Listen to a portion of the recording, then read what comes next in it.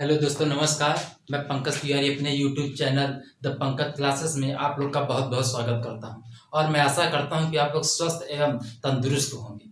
जैसा कि हम लोग पिछली क्लास में बात कर चुके हैं कि नेशनल इनकम, राष्ट्रीय आय क्या होता है, हम लोग बहुत अच्छी तरह से इसको समझ चुके हैं। आइए हम लोग अब बात करेंगे कि जीडीपी और जीएनपी क्या होता है और जीडीपी और जीएनपी में क्या संबंध होता है, क्या जुड़ाव होता है। आज हम लोग इसी क्लास में आज हम लोग बात करेंगे। तो दोस्तों, सबसे पहले हेडिंग आइए, जीडीपी क्या होता है। जीडीपी, इसका फुल फॉर्म क्या हो जाएगा? Cross domestic product.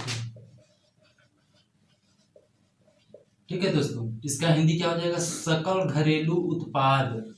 सकल घरेलू उत्पाद।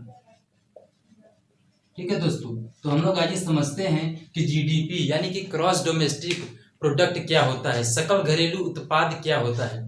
तो दोस्तों देखिए, किसी भी देश का हो सकल घरेलू उत्पाद, सकल घरेलू उत्पाद वह होता है जो किसी भी देश में भौगोलिक परिसीमा के अंतर्गत या भौगोलिक परिसीमा के अंदर एक वर्ष या एक वित्तीय वर्ष के आर्थिक क्रियाओं के आधार पर या आर्थिक क्रियाओं के फलस्वरूप उत्पादित अंतिम वस्तुएं तथा सेवाओं के मौद्रिक मूल्य का योग उस देश का क्या होता है? जीडीपी होता है। तो दोस्तों हम लोग आइए लिखते हैं इसकी परिभाषा कि क्या होता है जीडीपी। परिभाषा हम लोग लिखेंगे, किसी भी देश के अंदर, किसी भी देश की भौगोलिक परिसीमा, भौगोलिक परिसीमा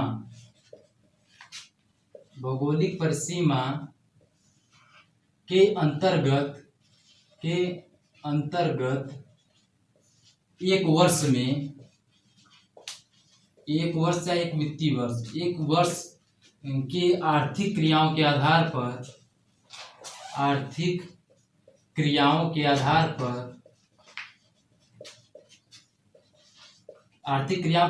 या आर्थिक क्रियाओं के फलस्वरूप उत्पादित अंतिम वस्तुएं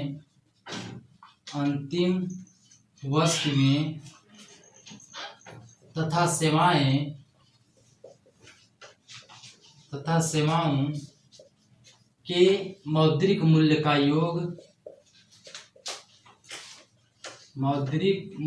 योग उस देश का क्या होता है दोस्तों? जीडीपी कहलाता है। उस देश का जीडीपी कहलाता है। ठीक है दोस्तों, तो हम लोग इसको देखेंगे कि इसमें क्या जो वर्ड हैं हम लोग इसको बहुत गहराई से देखते हैं कि जीडीपी सकल घरेलू उत्पाद क्या होता है। तो दोस्तों यहाँ पे देखिए कि किसी भी देश की भौगोलिक परिसीमा के अंतर्गत, अब ये भौगोलिक परिसीमा क्या है? भौगोलिक परिसीमा वह है, आप लोग अपने दैनिक जीवन से इसको जोड़ लीजिए। जैसे कि हम लोग पढ़े हुए हैं 10वीं क्लास में कि परिवृत्त क्या होता है? परिवृत्त होता है जो त्रिभुज के शीर्षों से होकर, तीनों शीर्षों से होकर गुजरता है, उसे क्या कहते हैं? परिवृत्त कहते हैं। वैसे ही परिसीमा क्या है कि किसी भी देश के इधर चारों तरफ से गुजरता हुआ हो, उसके अंदर की जो सीमाएं होती हैं उसे क्या कहते हैं? परिसीमा कहते हैं। तो हम लोग देखेंगे परिसीमा के अंदर एक वर्ष में, या हम लोग नेशनल इनकम निकालें या राष्ट्रीय आय निकालें या जीडीपी निकालें, हम लोग जो भी निकालते हैं अपने देश का केवल एक ही वर्ष में निकालते हैं, न कि 2 या 3 वर्ष में। तो यहाँ देखिए क्या होगा, एक वर्ष में आर्थिक क्रियाओं के आधार पर। अब ये आर्थिक क्रियाएं क्या हैं? आप लोगों को नेशनल इनकम में बताया गया था कि आर्थिक क्रियाएं क्या होती हैं, लेकिन फिर भी आप लोगों को एक बार बता दिया जा रहा है। जो विद्यार्थी नेशनल इनकम का वीडियो नहीं देखे हैं उसको आप लोग इसके पीछे वाले वीडियो में देख सकते हैं। तो देखिए आर्थिक क्रियाएं क्या होती हैं। आर्थिक क्रियाएं वह होती है जो कि न चोरी किया जाए, ना डकैती किया जाए, ना ही क्या घुसखोरी, ये तीनों चीज न किया जाए तो क्या होता है? आर्थिक क्रियाएं होती है। यानी कि हम लोग जैसे कि कमाई करते हैं तो उसमें ये तीनों चीज न सम्मिलित हो तो क्या होगा? आर्थिक क्रियाएं होगा। आर्थिक क्रियाओं के फलस्वरूप उत्पादित अंतिम वस्तुएं तथा सेवाएं। अब ये क्या है? ये आप लोगों को नेशनल इनकम पढ़ा दिया गया था, लेकिन आपको आइए एक बार फिर बता दे रहे हैं कि अंतिम उत्पादित वस्तुएं क्या होती है। अंतिम उत्पादित वस्तुएं वो होती है जो लास्ट में एकदम मतलब ये मार्कर है, तो मार्कर में ये क्या लगा हुआ है, प्लास्टिक लगा हुआ है, प्लास्टिक के अंदर क्या है, स्याही है, तो ये क्या हो गया, मध्यवर्ती वस्तुएं है गई। लेकिन ये दोनों को मिलाकर क्या बना, ये मार्कर बना। तो मार्कर जब बना तो इसके बाद तो कुछ नहीं बन सकता है, तो यही होता है लास्ट में, जो इसके बाद किसी वस्तु या किसी चीज का निर्माण न किया जा सके उसे क्या कहते हैं, अंतिम उत्पादित वस्तुएं कहते हैं। ठीक है दोस्तों, मौद्रिक मूल्य क्या है, अब इसको समझते हैं। तो मौद्रिक मूल्य वह है जो हमारे देश के अंतर्गत, हमारे देश में एक वर्ष या एक वित्तीय वर्ष में जो चीजें उत्पादित होती हैं उसे सभी को जोड़ दिया जाए तो क्या कहलाएगा, मौद्रिक मूल्य कहलाएगा। ठीक है दोस्तों, तो मौद्रिक मूल्य का योग क्या होगा, उस देश का क्या कहलाएगा, जीडीपी कहलाएगा। ठीक है दोस्तों, तो हम लोग आसानी से एकदम जीडीपी को समझ चुके हैं। आइए इसमें क्या क्या इंपॉर्टेंट फैक्ट होता है उसको हम लोग देखते हैं। तो इसमें आप लोग हेडिंग लाइए पॉइंट क्या होगा, सबसे पहला पॉइंट क्या होगा, जीडीपी एक घरेलू उत्पाद होता है, एक घरेलू उत्पाद होता है या उत्पादन होता है। ठीक है दोस्तों, उत्पादन होता है। यदि दूसरा पॉइंट की बात किया जाए तो क्या होगा, हमारे देश के नागरिक यानी कि भारत के, हमारे देश के नागरिक अपने ही देश के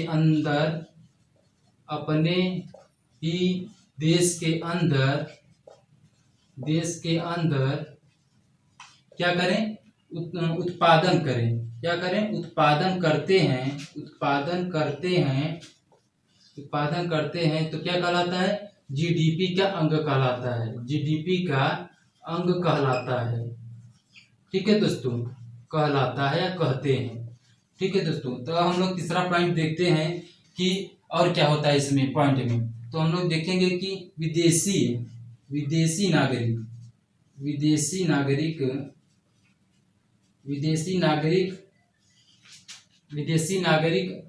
क्या करेंगे, विदेशी नागरिक अपने ही देश में, यानी कि विदेशी नागरिक हमारे देश में आकर किसी वस्तुओं तथा सेवाओं का उत्पादन करते हैं तो वो क्या कहलाता है, जीडीपी के अंतर्गत आता है। तो हम लोग लिखेंगे विदेशी नागरिक संस्था में काम करे, संस्था हो या क्या हो, कंपनी हो कोई, या क्या हो, कंपनी में उत्पादन करे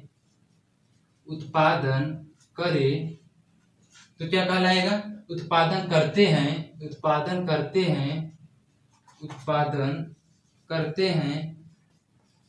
तो क्या कहलाएगा, तो वह जीडीपी का अंग होगा, ठीक है दोस्तों, जीडीपी का अंग होगा। चौथा पॉइंट क्या होगा, जैसे कि हमारे देश के नागरिक हो आप, लेकिन आप विदेश में जाकर यदि पैसा कमा रहे हैं, किसी संस्था या कंपनी में आप काम कर रहे हैं तो जीडीपी का अंग नहीं होता है। तो हम लोग चौथा पॉइंट क्या लिखेंगे कि भारत के नागरिक यदि हम देश के नागरिक हैं, यदि देश के नागरिक हो, लेकिन विदेशों में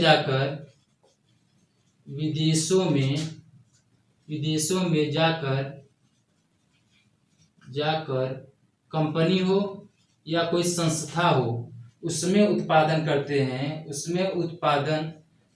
हैं तो क्या कहलाता है, जीडीपी का अंग नहीं होता है, जीडीपी का अंग नहीं होता है। ठीक है दोस्तों, तो जीडीपी का अंग नहीं होगा। तो हम लोग एक बार देख लेते हैं कि इसमें क्या क्या होता है। देखिए जीडीपी क्या होता है, एक घरेलू उत्पाद होता है, यानी कि अपने घर के अंदर। देखिए ये इससे भी पता चल रहा है कि घरेलू उत्पाद यानी कि हम अपने ही देश में जो उत्पादन करें वो क्या कहलाएगा, घरेलू उत्पाद कहलाएगा। तो देखिए क्या हो गया पहला पॉइंट, जीडीपी एक घरेलू उत्पादन है।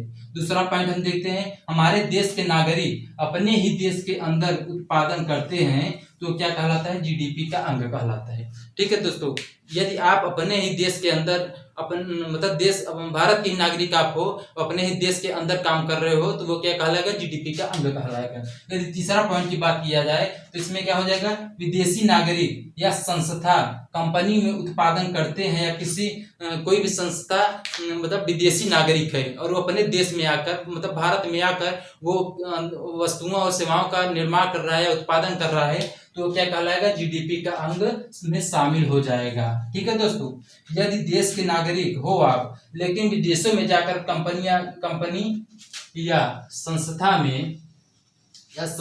में उत्पादन करते हैं तो वो जीडीपी का अंग नहीं कहलाएगा। ठीक है दोस्तों, तो हम लोग अच्छी तरह से समझ चुके हैं कि जीडीपी होता क्या है और जीडीपी में क्या क्या मतलब मत होते हैं, क्या क्या चीजें आती हैं। तो हम मिटाते हैं और देखते हैं कि जीएनपी क्या होता है।